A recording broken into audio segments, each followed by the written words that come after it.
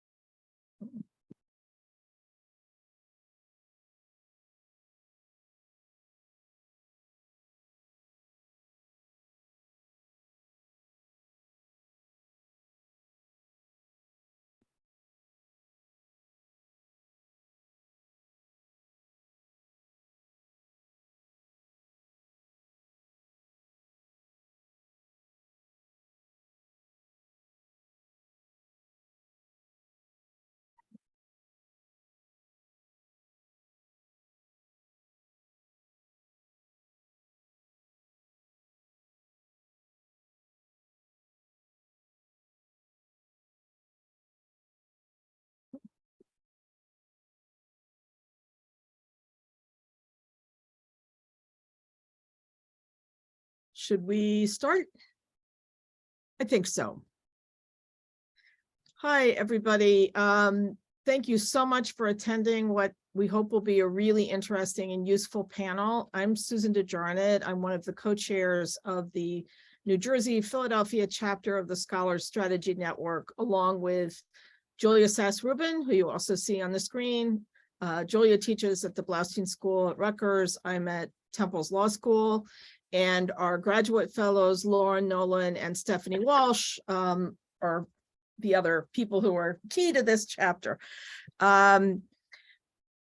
Scholar Strategy Network, in case you don't know, is a national organization of academics who are engaged in public-facing scholarship, advocacy, and moving beyond the traditional only talking to each other.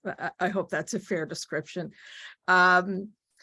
And today we are talking to people who very successfully talked beyond the academy. I want to really briefly introduce our panelists and then really get started. So let me start with Noura Erakat, who is a professor at Rutgers University.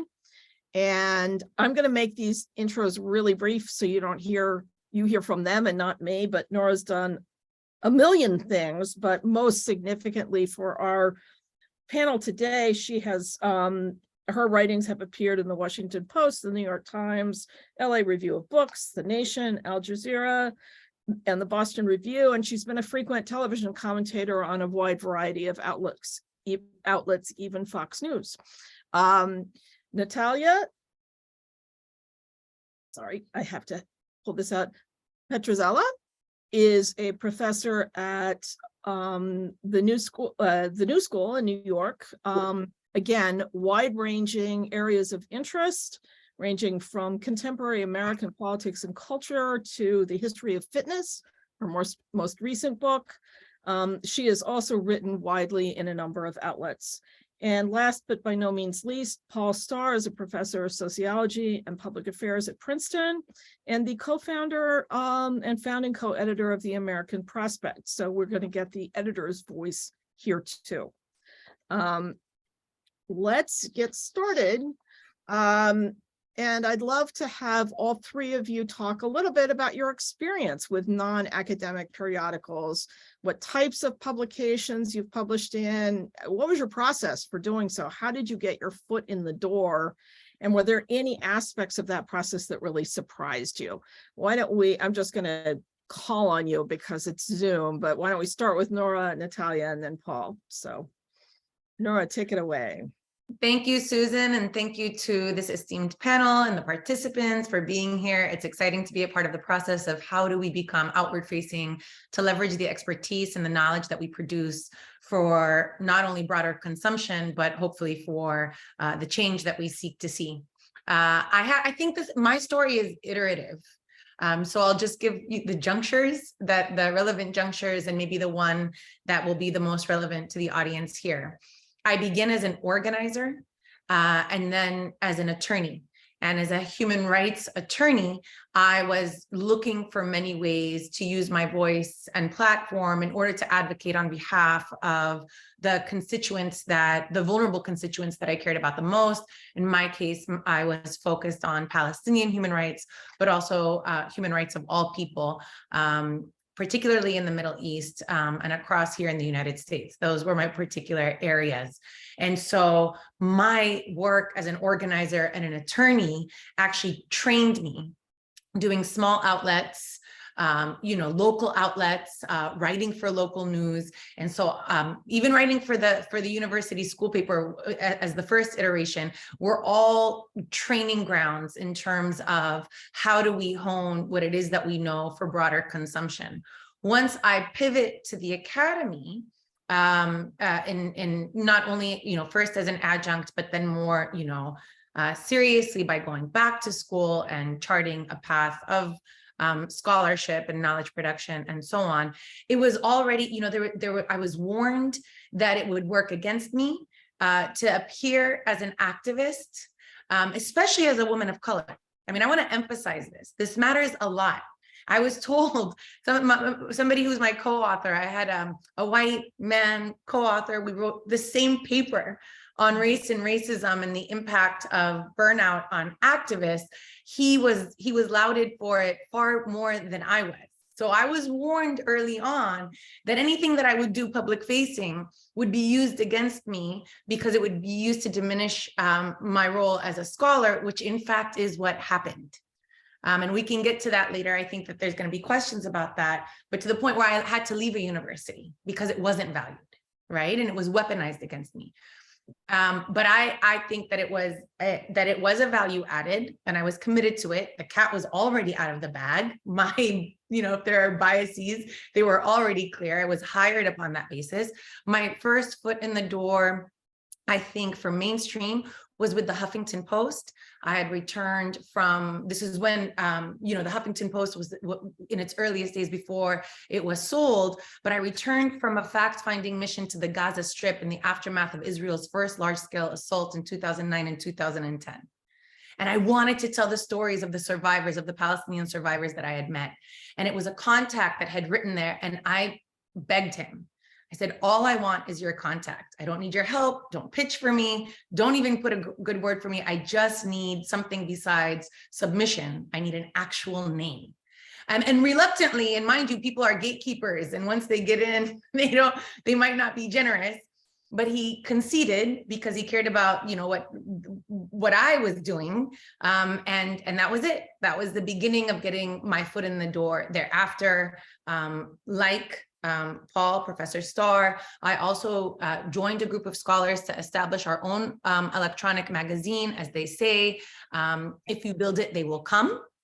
Because what we were doing was so radical in regards to how we wanted the Middle East to be understood, that it made more sense to create an alternative outlet where we curated a number of writers and created opportunities for scholars than it was to just get our foot in the door. Now, why is that relevant? Because as an editor, you become a better writer, right? And using that platform, I published a lot regularly, and that also increased my practice, which then helped to open the door in other outlets that I was seeking to be published in, to the point where I'm at now, where not only am I pitching with ample amount of rejection, but I'm also being solicited. So this last piece, for example, in the Boston Review was a solicitation. At the Washington Post, those were solicitations, because you establish yourself as available and you establish yourself as, credible. The controversy that my views created actually made me more desirable for these outlets. Ultimately, they'll deal with an opinion they don't care about if they can get traffic. And so don't be afraid to do that. And there's a feedback loop between your publications, if you do social media, your social media, which does matter, and then media appearances, television and radio. There's a feedback loop between all of them. And so there also has to be a willingness to promote yourself, which I know a lot of academics don't like to do or feel awkward about doing. But think about it, it's not about you, it's about the ideas that you care about and the people that you care about that you want to create a more conversation around. Thank you so much, Natalia. Tell us your story. Absolutely. And I think I'll pick up on a few things that Noura brought up, which are so thoughtful, and won't give you like my full picture, but I think some things which you really raised, which are great. One of them is like in thinking about, if you're in a traditional academic job, like what the professional costs might be of speaking out in these ways, which aren't characteristically valued in, the kind of honestly traditional academic job trajectory, which exists less and less, by the way. I think one thing that you have to think about is both being very realistic about how you spend your time and what your goals are, but also I think it's important to think about this big picture, as Noura brings up, of like what are you trying to do beyond advance within your own like narrow professional track? And that's been very important to me. I'm very lucky to be tenured and to have gotten a tenure track job. But one of the things I kept thinking about is people also have told me like, why are you writing on that blog or doing that magazine or going on TV? Is like, well, let's think bigger than all I want to do is advance through these career steps. Who do I want to be in the world? And who I want to be in the world requires kind of this broader engagement. So to be more concrete about how I got into this, so I'm sure like other people on this Zoom, I was always like a writerly person. I edited my high school paper. I was on the paper in college. I was always an intern at magazines in college because I went to school in New York City. And I realized very quickly being an intern that there's no way I could afford like a life in New York and be an editorial assistant. And also I had thought I wanted to work in women's magazines, and then interning there made me realize that wasn't what I wanted to do. So I went and I was sort of soul searching, working in a bunch of different other jobs right after college for 2 years. And the second job that I had was that I was a middle school teacher at a public school. And it was a really fraught year. It was 9/11 and there was a lot going on at that school. And through a kind of personal connection, I was tutoring after school, and one of the mothers of one of the kids that I tutored, I guess I can say who it is now because it's been so long, was Anna Quinlan, who was a very famous writer who at the time had she was at the New York Times. And I was saying, I'm really distraught. I'm going to go back and get a PhD in history, but there's so much going on at this school and I'd kind of like to write about it. And I just wrote this little opinion piece. I was 23. And I remember my mom was like, you should just show it to her. She's all about helping young women. I showed it to her. She said, I'll pass this on to my editor. And I was like 23 years old and had this opinion piece published in the New York Times about, now it's very cringe, but it really was about sort of my relationship to being idealistic and wanting to go into this public school and then finding it wasn't what it was cracked up to be. I won't give such detail in the next several years, but what I will say is that awakened in me this crystal clear feeling that I still have every day, which is I want to write stuff that is about the current moment and that engages people in a really broad and, I think powerful way. However, it didn't shake my desire to go back and get the PhD in history and pursue journalism, because I also was very clear, I want to be expert in something. I want to do this kind of work, but I want to have that deep expertise. So then for the 7 years that I was in graduate school, I basically did none of that public writing. That in part was because the media environment was very different. This was 2002 to 2009. And then when I got out, honestly, I was cowed by all of this. You shouldn't be doing this distracting work. And I just wanted to keep my head down, get my book manuscript done. And then it was first the Huffington Post, love that blog section, which really had a pretty low barrier to entry, where I first wrote a couple of things about education, which was the topic of my first book. And then it was another online magazine, a place called Well and Good, which has still since become something else, where when I first started having these thoughts about this thing that became my current book, which is now out, an editor there said, we'd love to publish some fitness history work. I'd love to work with you on that. That was a niche publication in wellness, not high prestige outside that world, but it was honing my voice there, making those contacts that allowed me to then go pitch the New York Times and the Atlantic and all these other places. So I'll leave it there because this is getting lengthy, but that was sort of the beginning. Paul, how did you get into this, and especially with the editing as well? Okay, so I've followed a path that is, I think, not like anybody else's here, and probably not really a practical model for young academics today. So from the very beginning, and by that I mean from early in graduate school, I straddled the line between the academy and political journalism. While I was in graduate school, I worked at the same time for Ralph Nader. I wrote a trade book under his sponsorship, a book about Vietnam veterans. And in those years, I also did a lot of writing for other publications, New York Times, New Republic, and others. And that is what I did when I was an assistant professor, and writing on all sorts of topics that were not in any particular specialty. But as I say, I'm not sure that's really a practical model for anyone. But it was out of those connections in journalism, at a variety of publications, and with a whole circle of different people, that I became involved in organizing the American Prospect, which was actually first based here in Princeton when it was a quarterly originally, and I co-founded it with Bob Kuttner, who still my co-editor, and Robert Reich. And it was, as I said, it was really an outgrowth of a whole network of people who were unhappy with the drift, for example, of the New Republic toward a more conservative position under editors like Andrew Sullivan and Michael Kelly. And then from our point of view, the nation was really politically irrelevant. It didn't engage with real practical possibilities in the United States. Bob's phrase has always been, that we work at the left edge of the possible. So, it was out of that kind of collaboration between academics and journalists, between academics who were already writing for the public, and journalists who could take a step back, middle distance, and look at things beyond the daily news stories. And so that's how I got to the Prospect. It's now it's entering its 34th year. And I'm very happy that the Columbia Journalism Review just referred to it as the magazine of the moment. So we're still going. That's great. I want to turn to the nitty gritty a little bit now and ask you each to just kind of describe the timeline for this kind of publication. I know I'm coming from the law review world, which is different than the academic journal, but there the timeline is so stretched out. And this, I assume, is quite different, but walk us through the steps of the editing and publishing process. What happens with these? Again, let's start with Noura.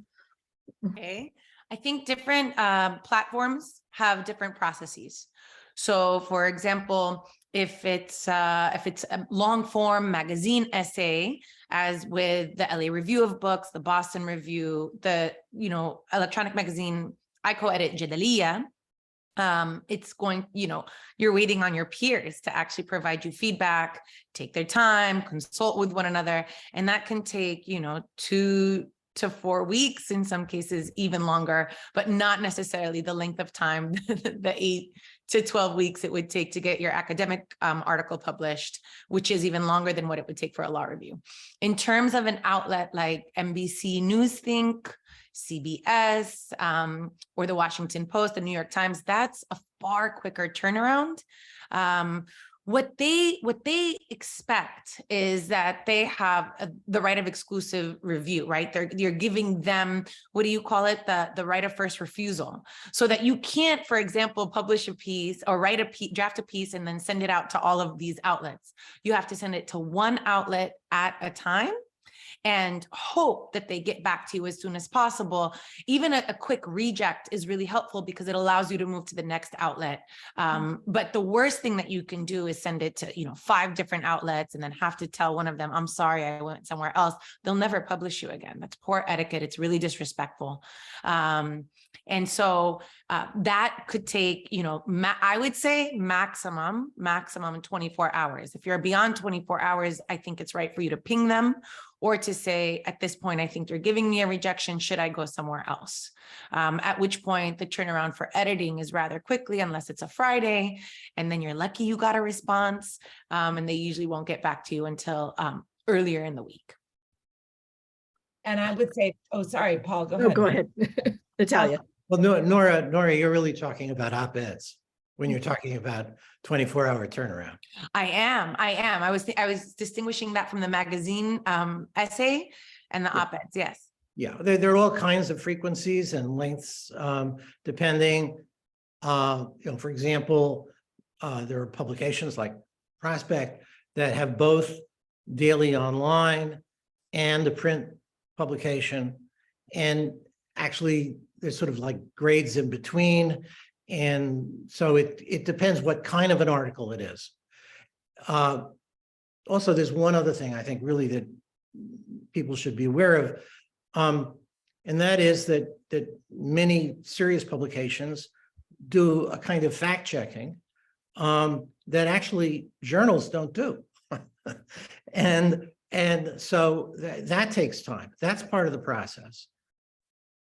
Yeah, my experience has been that also depending on the sort of sense of urgency of the editor, which can be about production if it's going to print, or it can be about there being a news peg or feeling like they might get scooped by somewhere else. A magazine piece can like sit on a desk or in a Google Doc for a long time, sometimes not actually even being touched, sometimes being fact checked and being edited rigorously, but then other times there's like a quicker turnaround. I mean, I just published an excerpt of my book in The Nation, and it came kind of late to a special issue they were doing about the 90s, and like they were working on op-ed pace almost, it felt like, Paul, and this was the long piece, right? But there, it had to get to the printer on time. And so I think it varies, but yes, it's very, very different from academic publishing but I do agree. I mean, my experience in writing for these outlets, and then also, this is beyond the scope of here, but even in the podcasting world, the fact checking is often so much more rigorous than anything in an academic journal, which doesn't purport to do that, but we hold peer review as like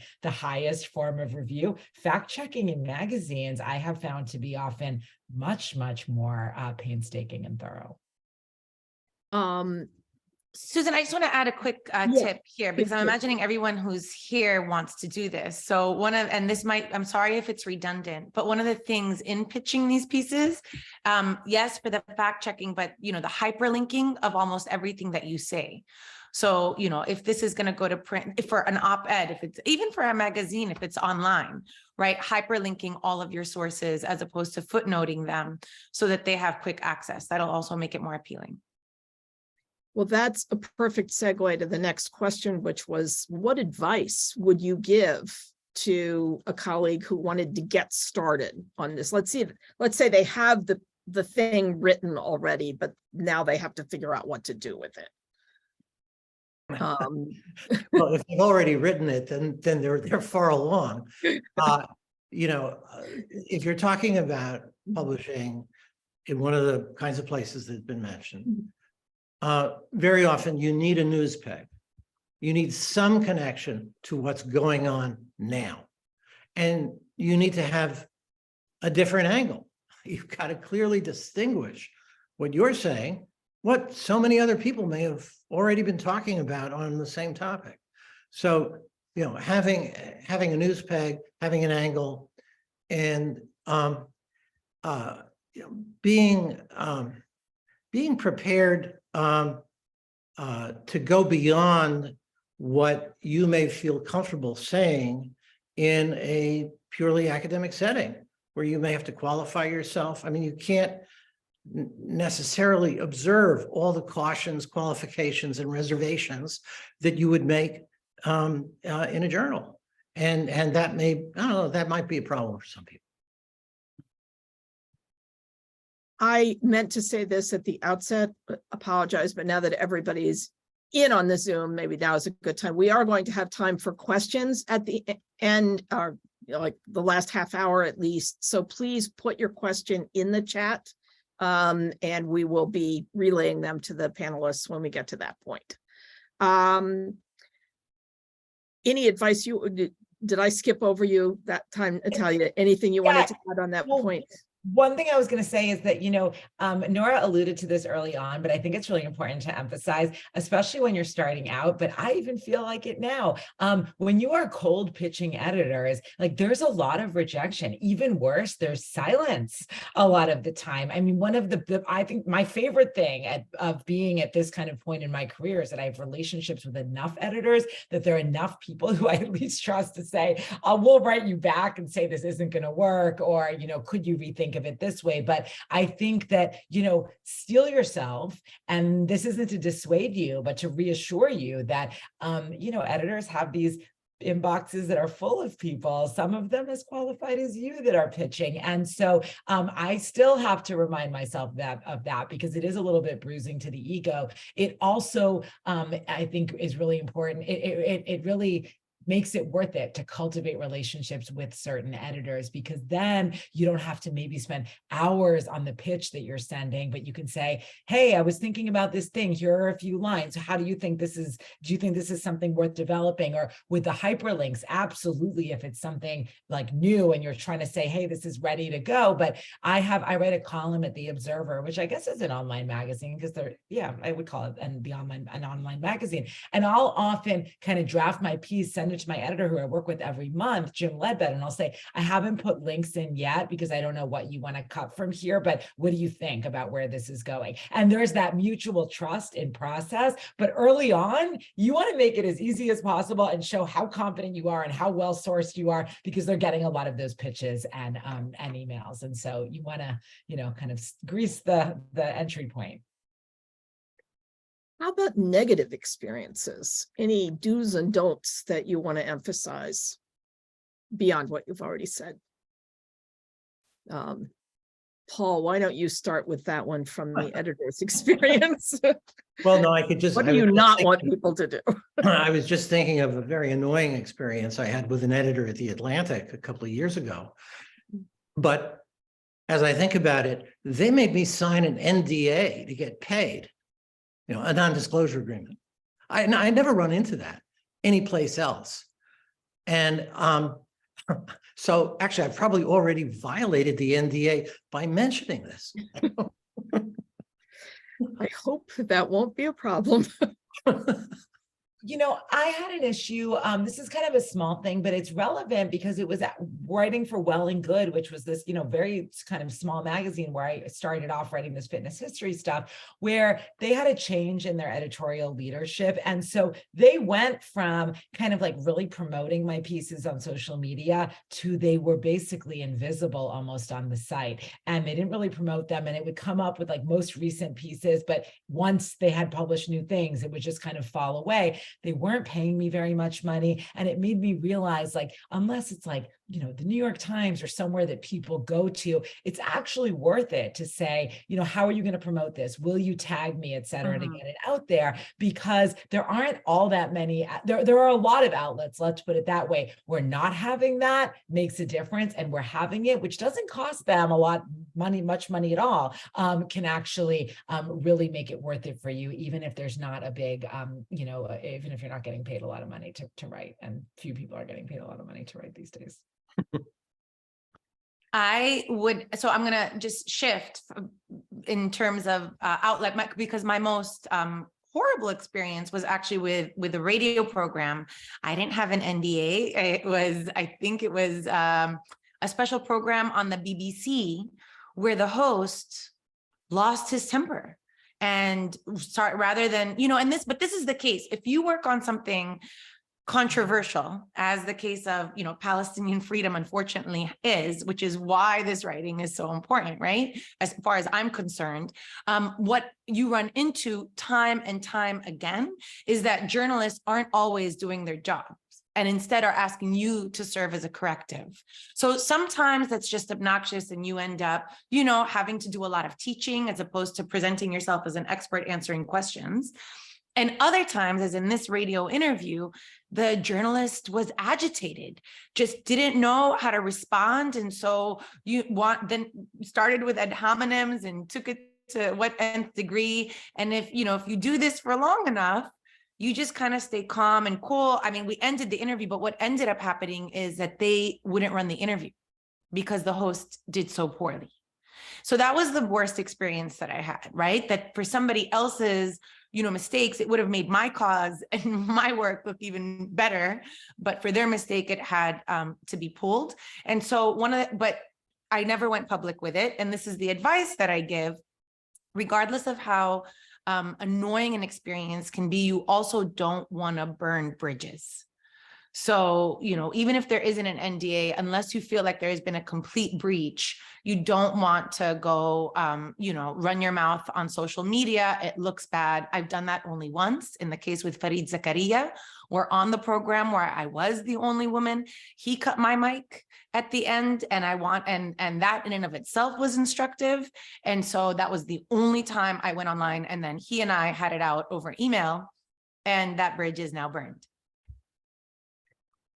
The worst thing that ever happened to me just happened last week, and is worthy. It was not something that I wrote, but it actually is relevant to this conversation because it's about a magazine and it's about the issue of headlines, which I'm glad that people are talking about recently. So basically what happened is that I mentioned I have this book that's out this week, and I've been very gratified to get a lot of attention for it. But one of the things that I was on the calendar was that this journalist at Time Magazine was going to interview me about the book.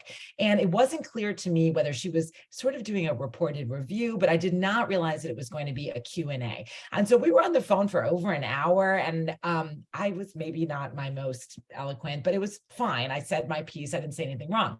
Then the piece comes out, and the headline is the white supremacist origins of exercise in America and like 5 other facts. And before I even noticed that, I was like, oh, you know, when they, it was basically a transcribed Q&A. So I was speaking the way one would speak conversationally, but reading it, I'm thinking, oh God, I sound so silly. I sound like a Valley girl because I was sort of talking like I'm talking right now, but it looked weird on the page.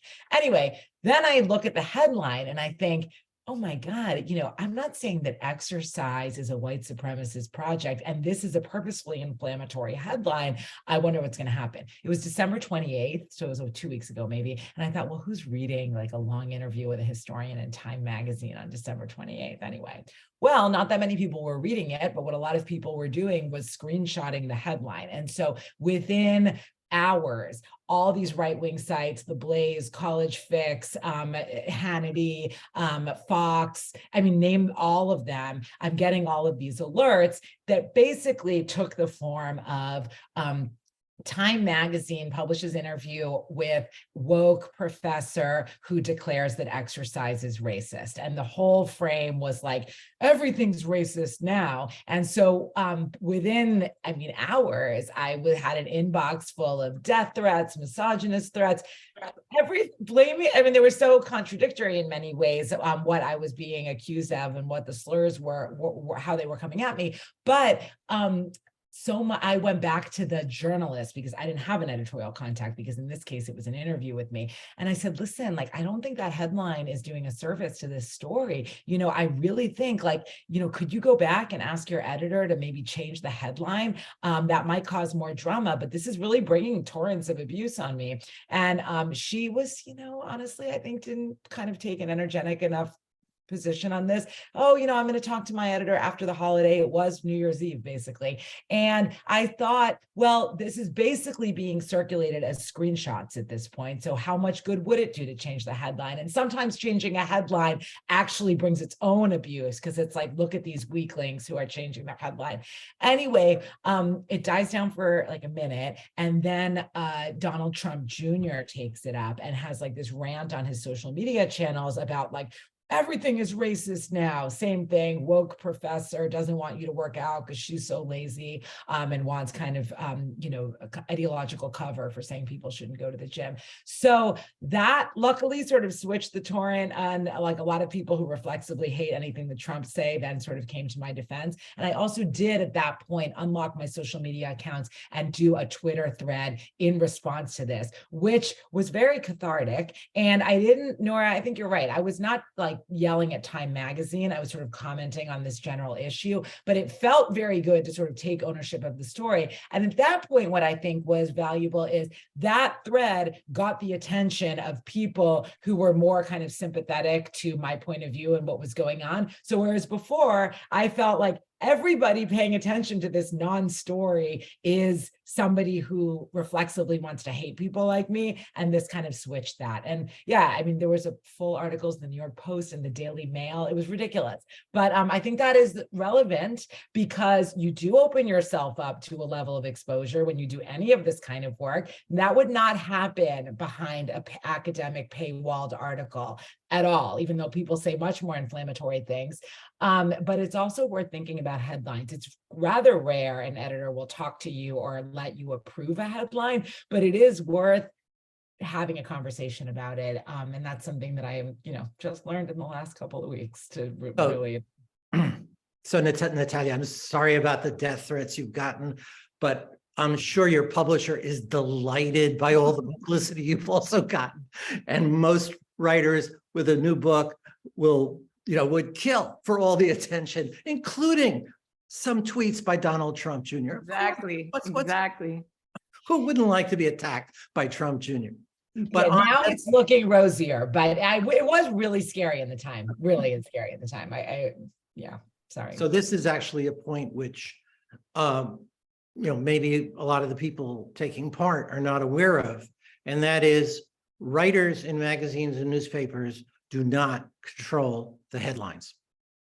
And in fact, your particular editor may not control the headline. And in fact, a lot of publications now test different headlines on a story. They do A/B testing. And so, by the way, if you click back at a lot of publications and take a look at the same article, you'll sometimes notice they don't show up with the same headline.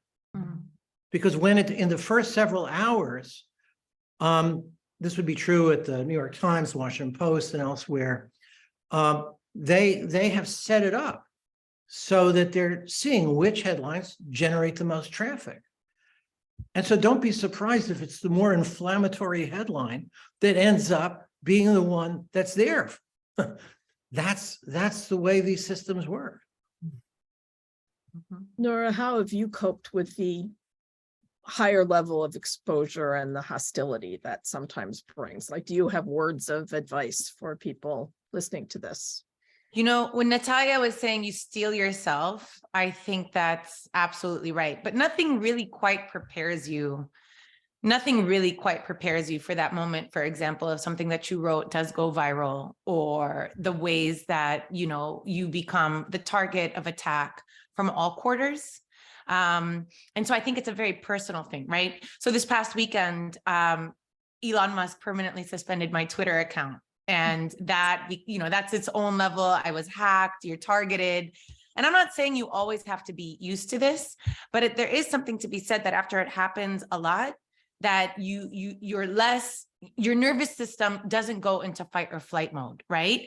You're going to think rationally, you're going to think strategically. You go into the mode of, okay, I'm going to change all my passwords again.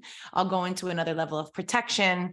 And you start to do those things to protect yourself, because there is risk when you become the target of something in an address for people's fury. So there are ways to protect yourself. I think that's, you know, primary and should be your priority. Emotionally, how you prepare yourself, you know, is going to differ from person to person. I have personally found that as the exposure increases, I become more private. So I've just become, even though I'm very honest when I speak freely. If I'm on stage, if it's a TV, whatever it is, there's vulnerability. And I think that there's power in vulnerability. My personal life, right, is off limits in ways that it didn't used to be before. I'm completely off of Facebook, for example, which I think is very intrusive. And everything, all the other social media platforms are incredibly serious that don't have an edge of my personal life. And I found that's been really, really quite helpful. I also have people that I trust, that I go to, who in the moment of a very heightened attack, we go into kind of a strategic mode. How are we going to respond to this as a group and as a collective, for which I'm simply the front, right? So I think that there's different levels of that. I think we kind of talked about this, but I want to be a little more specific. How is this kind of writing? What are the biggest differences between this and not just academic scholarship, but even other kinds of public facing writing you've done, like an op-ed versus a longer piece? Mm-hmm. If there's anything we haven't already covered. I guess you did talk about that a little bit, but I want to focus on that for a minute. Well, an op-ed classically really just has to have one idea. Right. And you know, you have 800 words, you might have 1,100 words, maybe a little bit longer, but it has to be very focused. And again, it needs a peg. It needs a news peg generally. You know, if you're talking about longer articles, you know, those come in all kinds of varieties. There are some that are more explanatory or analytical, and others more narrative. We use the phrase at the Prospect, policy as narrative. So we're very interested in policy, but a lot of the articles are narrative storytelling in order to make the policy argument more accessible, more meaningful to people, if it's connected to a narrative, to stories. So, you know, again, just a whole range of different possibilities. Yeah, my sense is my magazine stories are a little bit more evergreen. Like I still am circulating things that I wrote years ago, and they're still relevant. And they were, of course, connected to some news item in the moment, but that news item, I think that news peg for a magazine piece is like pretext for why now, but it's not like it's going to be gone with tomorrow's news in the way that op-eds are more likely to. I'll just add that, especially for academics who know so much and are so passionate about what they do and are experts, do not assume any expertise or knowledge on anyone's part. So what might sound lacking nuance or dumb to you is actually the most compelling because it's simple and it's clear. Drop the jargon, right? Unless you're going to define it for the reader and it's that relevant to do so. For example, if you really want to talk about racial capitalism, you're going to have to define that and discuss what it is. And otherwise, you just want to speak. This is for op-eds especially. I think magazines are going to be different, narrative form, as Paul pointed out. But for an op-ed, you just want to be speaking as if you were speaking to, your family that doesn't really know doesn't understand what you do, but you're all gathered around the table and they ask you about something. How would you explain it to them in a really compelling way that also demonstrates that you have compassion for them, as opposed to, feeling like, they can't possibly understand what it is that you do? Honestly, we've been sort of talking in this dichotomous way about academic writing and this more public-facing writing, but I think doing all this work has made me a much better writer in my academic prose. Like I can instantly detect in myself and in others when I'm doing peer review or, just workshopping other people's work, there can be a tendency in academic writing to almost like hide behind jargon a little bit, or to kind of truss up language in a way that I think can be obfuscating more than it can be clarifying. And doing this kind of work snaps you out of that real fast. So actually, why don't I just mention a couple of sort of standard issues that come up, and perhaps so people here will generally be familiar with them. So one of the typical problems that we have in getting articles from academics is that they spend a lot of time doing what we call clearing their throat. And what goes along with clearing your throat is burying the lead. Burying the lead. 2/3 of the way through the article, you're reading this draft, it seems interesting, but you're not exactly sure what the crux of it is. 2/3 of the way through the article, so, oh, now I get it. Now I see what the argument is here. So there's and this is, by the way, something you don't get generally in writing for a journal, because journals don't edit. And university presses, by and large, don't edit. And so if that's been your experience, you may not really have had an editor who says, this needs to be restructured. The sequence is wrong. You need to fill this in here. You need to drop that. And that's the kind of, I think when Natalia was talking about having this kind of experience make you a better writer in academic context, I think that experience is good for writing in general, because you don't get that feedback generally in journals. How has this kind of writing fit into your tenure process, or not, as the case may be? Noura, why don't we start with you? Yeah. So I'll start from the conclusion, which is to say, it really depends on your institution, and it's going to depend on your department, right? And it might not even, that is bottom line. So you need to make a very strategic decision. I was writing prolifically as an assistant professor at my previous university. And I had transitioned into the academy I wasn't trained necessarily I'm trained as a legal scholar. So I'm a JD double LLM. So I didn't go through a graduate program where I become intimately familiar with all of the politics within an academic institution. And especially as an attorney, I was so excited to enter the academy because I thought, woo, all these high-minded people, I can't wait to work with them. They can't be petty. And so I had to learn the very, very hard way,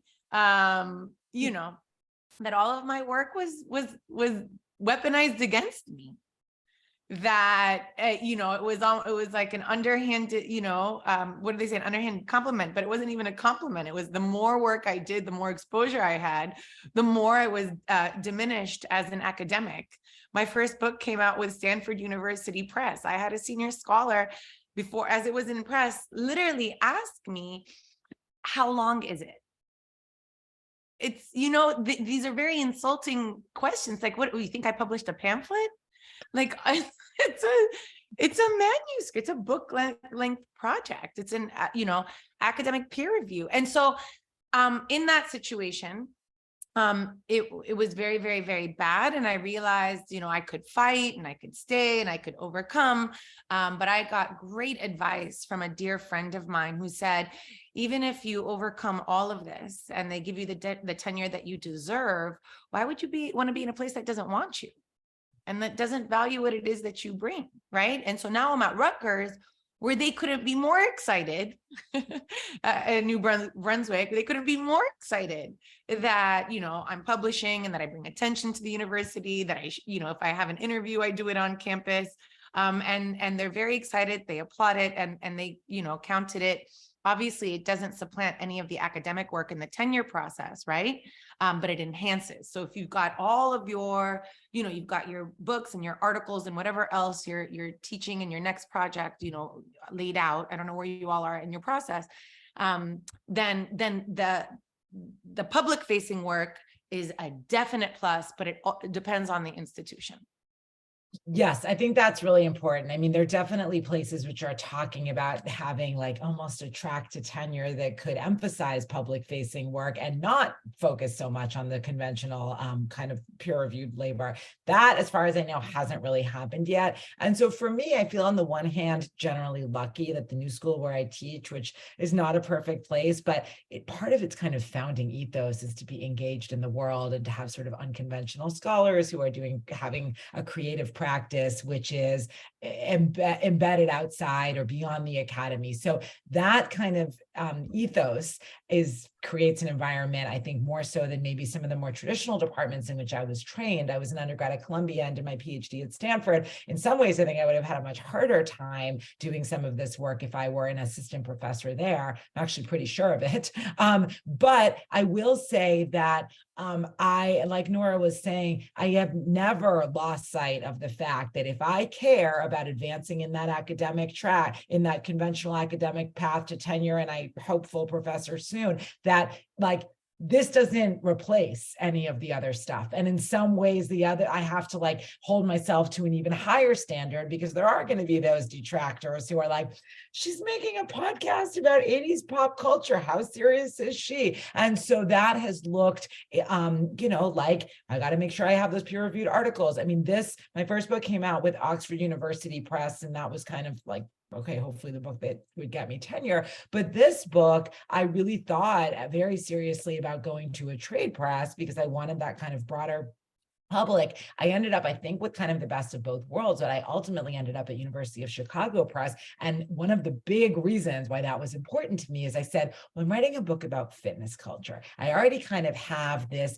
identity as a scholar who's doing some unconventional work. I don't want to open myself up to criticisms that this is some kind of like light, silly, frivolous thing. Like, I want peer review. I want a rigorous top university press, like end of story. I can, and that I think has served me well. And not only, I don't mean that just for the sort of optics of it, but it's been incredible to have a rigorous peer review process on this manuscript. It's much better because of it. Mm-hmm. So I think that you have to kind of, I think it gets back to that question I was saying early on, like, who do you want to be in the world is, I hope, more important than just this like narrow careerist track. But to the extent you care about your paycheck and like staying employed in this track, which I do, then you've got to really realize that involves playing by those rules. I have one last question for Paul, and then I think we're going to go to the Q&A. But Paul, from the editor's standpoint, how do you identify potential authors and content? Do you wait for it to come to you? Do you solicit? What's that process like? Well, I think, again, this is going to depend a great deal on the different editors. personal connections matter the most. And those personal connections may be established, as Natalia and Noura said, through previous articles. So you have a bench, you have a network of writers who you can turn to. So I mean, one of the concerns here from an editor's point of view, frankly, is that your life is easier if the writer knows how to write, and if you don't have to do as much work. You may decide to do that work anyway, and substantially revising and reworking an article. But life is a lot easier if your writers are very familiar with how the whole process works and know how to do it. And then there are people you pick out. You read something that appears in another publication and you say, "Damn it, I wish we had that." And so you write an email to the writer and say, next time you're thinking about it, or maybe if the person lives nearby, maybe we could get a cup of coffee or something, or you want to establish that link with somebody who perhaps you've never heard of before, never seen. Perhaps this is somebody who's relatively young, who hasn't done a lot of public writing before. So that's sort of the way I look at it. Thanks. I'm going to turn things over to Julia, who's going to handle she's been gathering the questions, and everybody who is participating in this, if you have questions you want to ask, please put them in the chat so Julia can relay it to our panelists. Thank you very much, Susan. I'm enjoying this panel so much. I hate to, stop just listening purely. So I'm going to actually connect to what Paul was just talking about, but from the standpoint of the writer versus the editor. And I've had a couple of questions come through about how do you make that initial connection? And by the way, I can say, and Paul may regret that I'm saying this, but he was a wonderful initial connection. I reached out to him and he responded very quickly on a cold call. So I wish all editors were like Paul, but given that they aren't, how would you recommend approaching an editor that you don't have a prior relationship with? And a related question is, how do you recommend pitching a story to make it relevant to that editor? Is there a process of research that you would go through? And whoever wants to jump into that one first, I will defer to you. Okay, or nobody wants to jump into that one. Well, I thought Paul was going to respond first, actually. Oh, no, this is not from the editor standpoint. This is, unless Paul just wants to curse me for putting out there that he's responsive, and now he's going to get 4 million emails from people saying, "Hey, you responded to that woman, so why not me?" Right? You're asking, how do you make it relevant to a particular editor, or how do you find that particular editor? I think there are two questions. I'm sort of linking them together. So let's start with, how do you approach an editor if you don't have an existing relationship? And then I guess the follow-on question is, as part of that, how do you make your pitch relevant to that particular editor? So I'll often try to ask somebody who I know who has written for this outlet before, and I'll do it with great, tentative framing, because people are gatekeepers, sometimes for good reasons, sometimes not for very good reasons. But I'm always sort of like, "Oh, I loved your piece and I have this idea," and I'll say a sentence about the idea I've written here and there. Would you be willing to make an intro? I completely understand if not. I want to give somebody that out. But that's one really good way to do it. Then the other one is, I'll often even just put, sometimes if I have really no idea, you should look at the masthead is really what you should look at of a publication and see who the people are. But you could even put on Twitter, I have a pitch that I'm thinking about X. Do you know who's interested in stories like this? And people might come through. Editors often want content. So it is, hard to get in the door, but also they're looking for good work. Noura, did you want to add to that?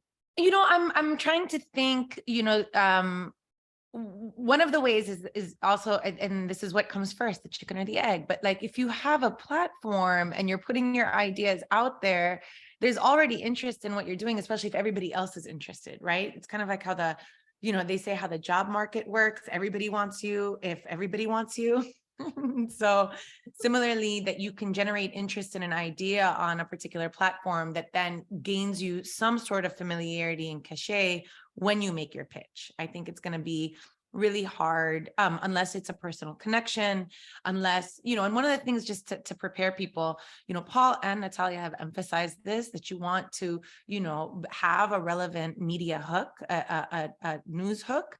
And so if you're an expert in something, you can write your piece and wait for that moment that's going to come and be the first person to pitch it, right? And have the editor that you're going to write to. I think that that's the best way, just be ready. Be ready, be the first one that submits that piece, build the relationships that you have, and then make yourself relevant, not necessarily, to them by becoming relevant in other places, which means, you have to do the work. You have to be public facing. You don't shy away from controversy. That's actually going to get people talking about something and being part of the conversation, at least so that there's some name recognition when you make the pitch, if it is a cold pitch. And I'm going to come to Paul in a second, because I'd love to hear from the editor standpoint, what pitches are effective. Paul's now cursing himself for accepting this invitation, but I'm curious, first of all, do you mention, just in case they're not already familiar with your work, because not everybody has quite the, the name recognition, do you mention in that initial outreach, I've written in such and such and such outlet? And then the second question is, do you find that a cold call is just completely useless in terms of if you don't have someone who's giving you a entree point with that editor, or have you found that it is effective to just start out of the blue? So 2 questions again. Sorry, I'm forcing you to focus on both at the same time. Were you going to speak, Paul? Because I can answer that one, but I thought you were on. Go ahead. I'm going to come to Paul in a second here. There definitely are, times when I've gotten no reply at all to cold emails, or even sometimes to editors that I've worked with, which is like borderline rude. But I have definitely gotten yeses from editors I've never worked with before. I mean, the first piece I ever wrote for Slate, I just cold emailed Allison Benedict, and she said, "You're so lucky. I sat down to go through pitches in my inbox right now when this happened to come in." And it ended up being, it was a long time ago. It was like 2014, but it was a piece. It was about why child caregivers don't show up in people's social media pictures. And it ended up like being reissued multiple times. And so then I was like, now I write for Slate. And then the next time it was easier to pitch. Very similarly, another piece which had a very long life was one at The Atlantic, where I just emailed the culture editor, Lenica Cruz, with a pitch. And she wrote back and said, yes, do this. And that piece actually now might be made into a video production. So we'll see. But, and that was just getting my foot in the door. And then I've written for both of those places since, and it's all started with a cold email. So it is worth it. And it sounds like you do mention the prior work. Paul, I'm sorry, please go ahead. Yeah, you should be willing to send out those cold emails as long as you have a thick skin. That's right. And just, don't let it bother you if you don't get a response. And just keep doing it. That is the hardest thing, like, especially if it's somebody that but you just can't take it personally. Things are moving fast. You're either going to be picked up or you're not. And it's taken as, you're willing to be a team player in that process if you do have that thick skin, right? And definitely don't write back like, where are you? How come you haven't gotten back to me? If they didn't respond, they don't want it. Just let it go. Do you ever, this is the last thing before I ask from the editor standpoint, but do you ever send an actual article versus the pitch? I guess this is for Natalia and Noura. Yes, no? I feel like once the New York Times had said no to something after I'd already written it, because there is an opinion piece, because they take it to, you can work with one editor, but then they take it to their whole group of editors to approve. And so I took that somewhere else and it ended up getting published. But I really like the process of working with an editor and kind of thinking about what the piece should be, particularly for a magazine piece, because you have more, room to develop arguments. And so that I wouldn't suggest that. I also find it much more motivating to write once somebody is saying, like, go write this. They might not promise they'll publish it, but they've shown that interest. Right. Noura, I think I was just going to say, go ahead, Paul. Just the answer to that question about sending in the whole thing versus just a pitch, I think depends on whether you're talking about an op-ed versus a feature article. An op-ed, you could send in the whole thing. Feature article, no, you really should figure out if they're interested. And then also, as Natalia was saying, working with the editor to develop the piece may be a much better way of going about it. Exactly what I was going to say. So thanks. Okay, so Paul, from the editor standpoint, and you've already shared some of this, but when you're getting approached by writers, and I'm assuming that I'm not the only one who's ever emailed you. So any suggestions as far as do's and don'ts from the editor standpoint? First of all, these days, I don't read the pitches. Right. I'm not involved in that at all. And occasionally writers will approach me directly, but now, everything goes in through our executive editor, Dave Dayan. He makes the decisions about it. I'm not doing that. So don't email him, despite what I've said. Do not email him. And it really depends. I find it very hard to make, any generalization about it, except that, if I see something that I think is really going to advance the conversation about some issue, it's really different. It's important to be said. Nobody's saying it. That is compelling. If it's just a slightly different angle on something that is being very widely discussed, even if it's by a very good writer, maybe that isn't so interesting. Okay, thank you. So another question we had from Anthony Azari is just in terms of selecting a particular outlet, how do you narrow down which outlet is best or you should go after? Well, typically outlets that publish a lot of things on the same subject and also from a congenial point of view. That reminds me of the example you shared, Noura, where there are some outlets that you can't even approach for ideological reasons. Did you want to share that? Sure. And just to say here, like when you're thinking about outlets, you want to, as Paul said, what are they publishing on? Is there a conversation there? But who's your audience? Like, what are you trying to talk about? So for example, I like to publish in The Nation. There are many things that I want to discuss with other readers in The Nation, but if I want it to be, for example, more part of a quick news cycle and have relevance to policy, I won't publish in The Nation. So you just want to think about what is the audience? What is the shelf life for this piece? What are you doing with it?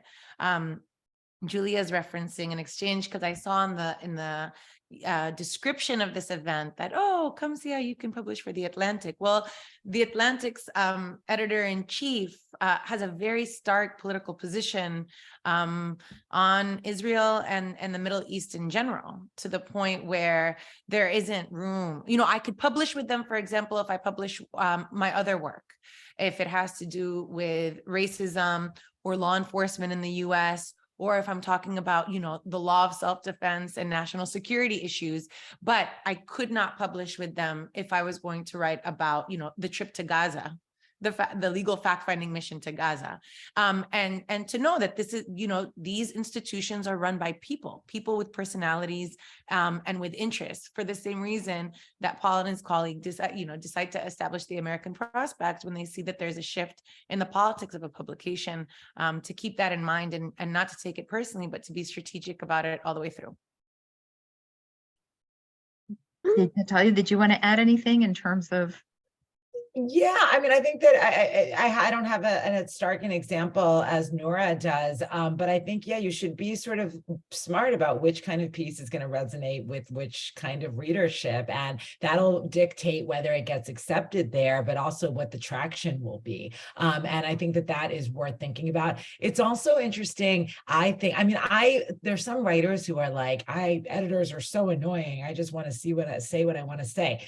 to me, that is an incomprehensible mindset. I love being edited. I love that back and forth. I love the privilege of having someone smart engage with your words in this close way. I mean, some relationships are better than others, of course, but I find that it's generally good. And, you know, sometimes it can even be valuable if the match is right, to work with an editor who maybe doesn't totally agree with you, because they'll be a good pre-reader before it hits the public. And one thing that I'm thinking about here is in Chronicle Review, I published a somewhat controversial piece at the beginning of the school year about what I thought and still kind of think is relevant and then politically unpopular, certainly on my campus, which is that we had very, very strict COVID controls, and they were having a real impact on the educational experience of our liberal arts college. And so I published that, and I worked the editor, who I've never met in person, by the way. I could tell, like, there were lines in there and she's like, I don't know. I would respond exactly like this reading it. And I'm like, you know what? That's a great point. And so it was a good back and forth that I think made the piece stronger and, you know, like expanded my thinking. And I respect an editor who seeks out perspectives that don't just parrot their own. I think that that's good for all of us. So this is kind of a related question, which is also from Anthony: should you be concerned about an outlet's political slant? And yeah, you can interpret that however you wish. So let me throw that out to you guys. Well, sure. And so the magazines and online publications we're talking about exist to promote particular ideas. You know, they don't represent themselves as being neutral platforms. And so if you don't agree with their point of view, it's not probably a good place for you to publish. But there's a variation in publications about the scope of opinions that appear. And so there are publications on the left that I would think of as perhaps being more sectarian. And there are others that are platforms for discussion among a variety of points of view. Still, you know, left of center, but still, you know, but what? So there's some variation. And, you know, it might be a problem for you to publish something somewhere which is really very strongly identified with a very, very particular point of view, because you might then become identified with it, and maybe you don't really want to identify yourself with that. So that is something to think about. Want to I add to just that? thought of something related to this, because, you know, on our platform for Jezebel, for example, you know, the political makeup, the political character of the magazine is defined by the co-editors, right? And yet we as co-editors also want to see, I mean, the name Jadaliya in Arabic means dialectic. We want to see a conversation. And so we will think about taking pieces, but say up front, we're going to solicit a response piece to this. And so to prepare yourself that but that's great. I mean, especially if you want your ideas to be discussed, that might give you the opportunity to write twice in a particular place, which then, you know, this is what got me to think that for you who are, you know, maybe haven't written a lot, and this is really new, you know, try to write in niche places where you can establish yourself and your ideas, get your, you know, feet wet, and also have a track record that would make you more attractive at some place that, you know, it probably publishes on more universal themes, is more mainstream. That those two things actually go hand in hand and complement one another.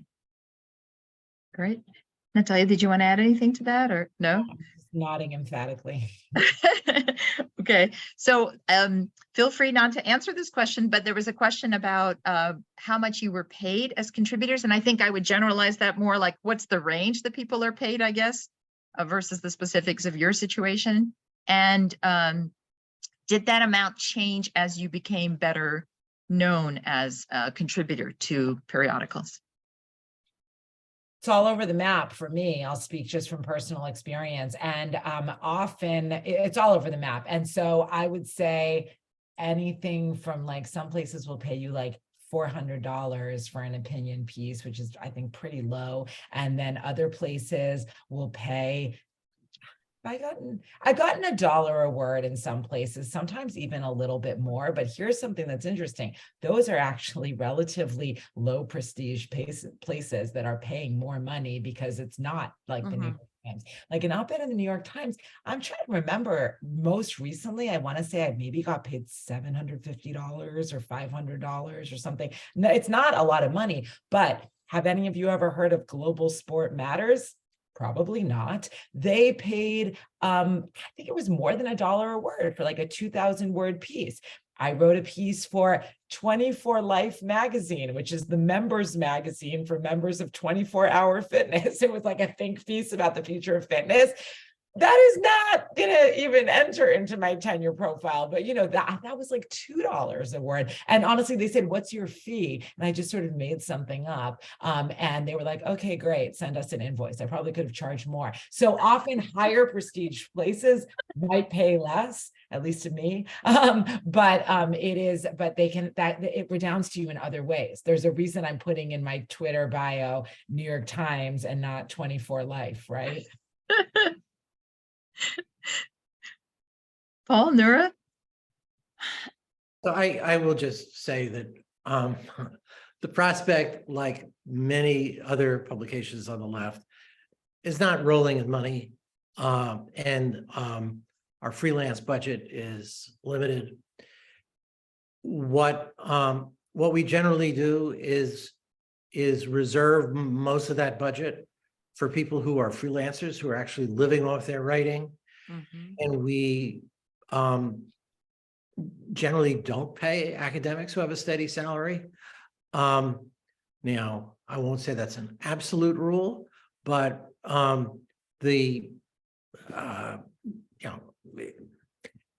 it's just a matter of necessity, frankly.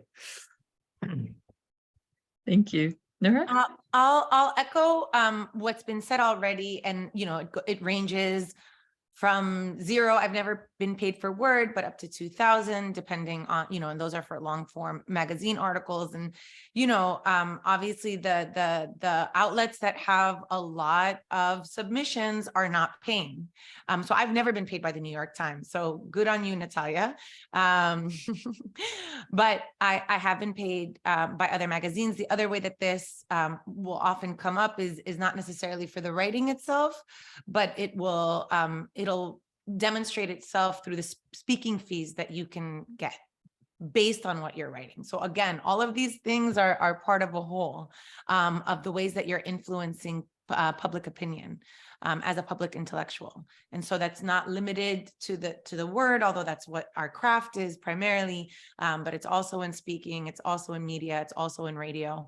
I've never asked for money to publish because for me, right. But I have asked for speaking because that's wear and tear on my body. That's time away from my family. You know, there's different things to consider there, especially if it's a university. Definitely ask universities. They have money. But for publications, I'm just, you know, I'm part of a generation that's very much trying to, you know, break open gates, you know, open up gates for other generations to publish on ideas that have been considered taboo. And so I've never asked for money for the writing. That's come, you know, without expectation. Well, that is so interesting. I'm learning a lot from this too. I am pondering all of that. I agree that a lot of this work writing leads to things that do pay better, like speaking, but also take the work of going, you know, traveling and whatnot. The other thing, just thinking about payment though, if you are thinking about getting paid, is I have found in some places, Washington Post in particular, some of the sections won't pay for online, but if it goes to print, they will pay you. So there are different ways that people work it out. I think, you know, I think it's always worth asking if this is important to you. And also John Zimmerman, who is a historian who's always been a big mentor of mine. I don't know if this is still his policy, but at one point he says he won't write unless he gets paid something. And he feels like even if it's $20, he wants to get paid something to sort of, you know, indicate that this is real work and that someone at that publication is sort of invested in it as well. I hope I'm not butchering that, but that I'm pretty sure was his philosophy at one point. So it used to be that nearly all the publications we're talking about, including the Times, the Washington Post, and so forth, magazines, paid for freelance work. And, we've had a crisis in newspapers and magazines that has tremendously reduced their willingness to pay and their ability to pay. And so the rules are different from what they used to be. Maybe, when John Zimmerman formulated his policy about being paid some years ago. Is there a way to find out what a magazine pays? Because there could potentially be different levels of payment for different people, right? It sounds like there is. Is there a common place where you can ask that, short of Twitter or something like that, assuming they haven't shut your profile down? There are people, I don't think there's a centralized place. There are people at the end of every year who do these amazing threads. Brittany de la Cretaz, who is a sports writer, like every year, I don't know if she does it this year, but for a while, she would write, she's a freelancer, she's written a book, and she would write, these are all the places I wrote, and this is how much they paid me. And I always find those very instructive, but I don't think there's any centralized place. And I would bet a lot of money on the fact that people have very tiered salaries in terms of what they're getting paid, or tiered compensations in terms of what they're getting paid at the same outlets. Thank you. So I have one last question, unless more come in the meantime, which is, I guess, coming back to something that came up earlier. Paul, when you were introducing yourself and explaining how you got into this, you said this is not something that I could do now. And I think, Natalia, you also spoke about the challenges of combining, well, all three of you spoke about the challenges of combining this with a more traditional academic career. So I'm wondering if you were advising a young scholar about doing this kind of work, and taking aside the fact that if you are driven passionately to write about something for social justice issues, it's very hard to shelve it for 10 years, right, while you're waiting. But from a purely careerist standpoint, what would that advice be? Well, Julia, I think you know where this is headed these days. I think you'd better establish your scholarly credentials and do that work first. And that means, getting the peer-reviewed publications and perhaps even getting through the whole tenure process. So I just feel I was part of another generation. When I think back, for example, to the members of my dissertation committee at Harvard, Daniel Bell, Christopher Jenks, and Nathan Glazer. So each one of them, these are all sociologists, very well known in the field. They all started out as journalists. All of them, their early careers were in journalism, and then they moved into academic life. And so they didn't have any hangups about my writing for more popular venues. But these days, that's not a feasible path. It's just not the career trajectory that most of my senior colleagues have now.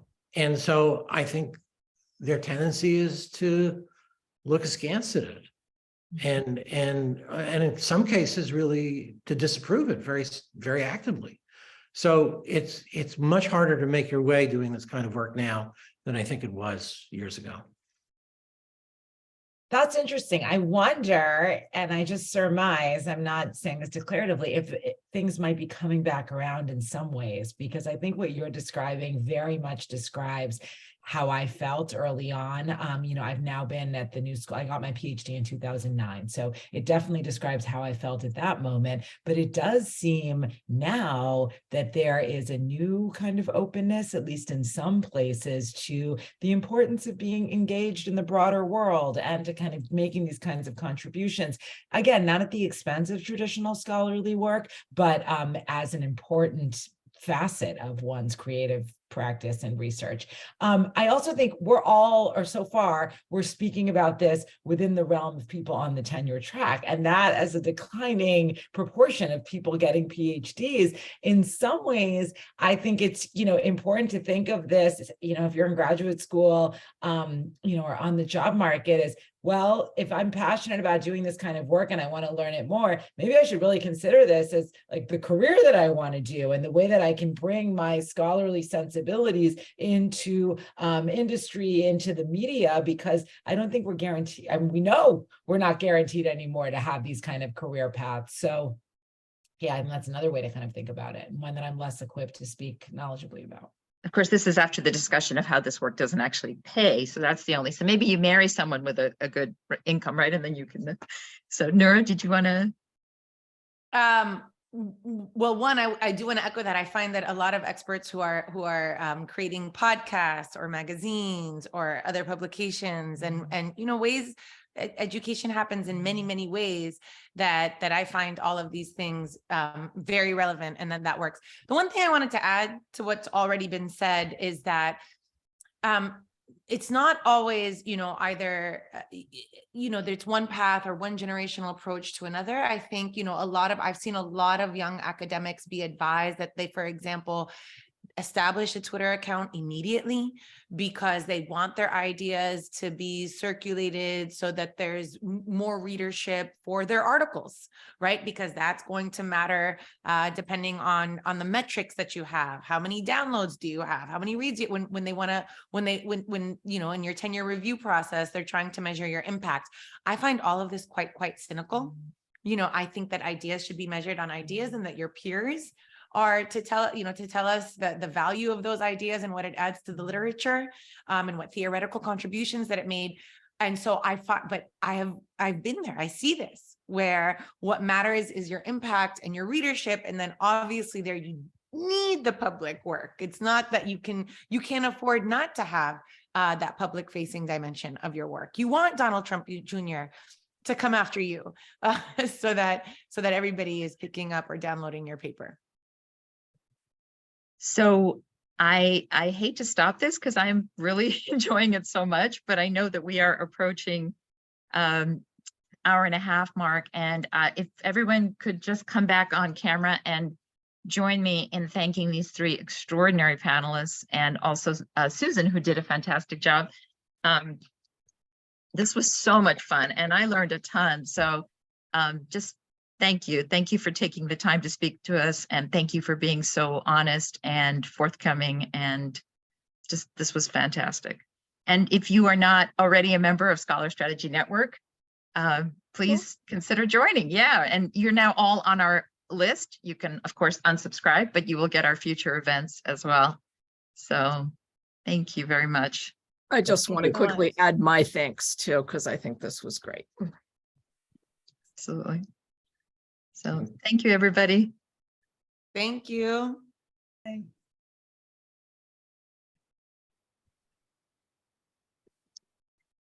Paul, oops. Oh, sorry. Go ahead. Nope, you're good. I was just gonna add one more thanks. But so Natalia, that was fantastic. Thank you. I'm sorry that we lost Noura and Paul. Yes. But no, I learned a lot too. Thank you for including me. I really enjoyed it.